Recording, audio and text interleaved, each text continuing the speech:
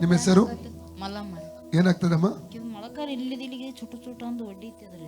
ಹೌದಾ? ಎಷ್ಟು ಸಮಯದಿಂದ ಮದ್ದು ಮಾಡಿದ್ರ? ಗೋಲಿ ಅಂದ್ರೂ ಸ್ವಲ್ಪ ಆಗಿ ನೋಟಕ್ಕೆ ನುಂಗಿದ ಕಮ್ಮಿ ಆತಿತ್ರಿ. ಮತ್ತೆ ಹಂಗೆ ಹೊಡ್ಯಾಕ ಅದೊಂದು ಮತ್ತೆ ಇಲ್ಲಿ ಅಡಿಕೆ ನರ ಒಂದು ಹೊಡಿತಿದ್ರಿ. ಅಲ್ಲಿ ಈಗ ನೋವು ಉಂಟಾ?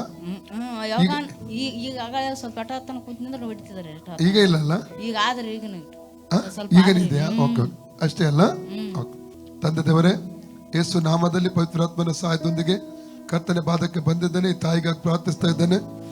ತಲೆಯಲ್ಲಿ ವೇದನೆ ಪಡಿಸುವ ರೋಗಾತ್ಮ ಬಿಟ್ಟೋಗಲಿ. ತಲೆ ಹಿಂದೂಗಡೆ ನರದ ಮೂಲಕ ಬಂದಿರೋ ಹೋರಾಟ ಬಿಟ್ಟೋಗಲಿ. ಸೌಖ್ಯವನ್ನು ರಿಲೀಸ್ ಮಾಡ್ತಾನೆ ಯೇಸು ನಾಮದಲ್ಲಿ. ಇವರ ಶರೀರ ಪವಿತ್ರಾತ್ಮನ ಗರ್ಭಗುಡಿಯಾಗಿದೆ. ಯಾವ ರೋಗಾತ್ಮಕ ಶರೀರಕ್ಕೆ ಅಧಿಕಾರ ಇಲ್ಲ. ಸ್ಪಿರಿಟ್ ಆಫ್ ಅಡ್ಡಕ್ come out right now in the name of Jesus. ಸೌಖ್ಯವಾಗಲಿ. Out.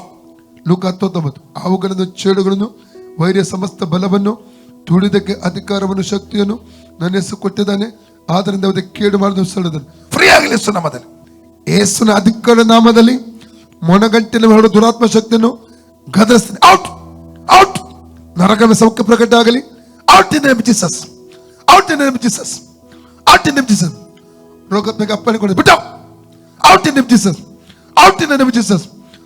Out in name Jesus. Free ಆಗಲಿ. ಈಗ ನೋಡಿ ಅಲ್ಲಿ ಹಿಂದುಗಡೆ ಎಲ್ಲ ಹೋಯ್ತಲ್ಲ? ಇಲ್ಲಿದು ಹೋಯ್ತಲ್ಲ? ಅಲ್ಲಿದು ಇಲ್ಲ ಅಲ್ಲ? ಹೋಯ್ತಲ್ಲ? ಓಕೆ, ಹೇಳಿ.